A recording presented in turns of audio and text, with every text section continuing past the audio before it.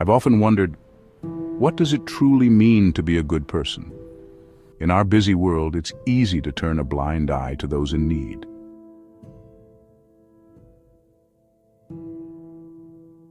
But there's an ancient tale that still resonates today.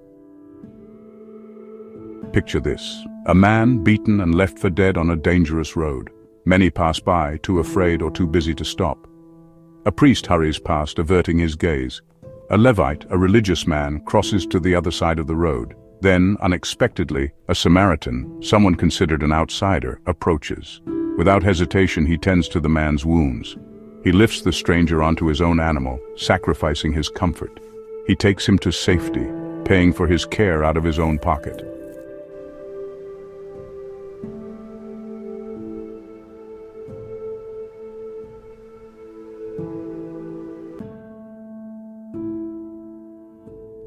Can we become Samaritans ourselves? The choice is ours to make.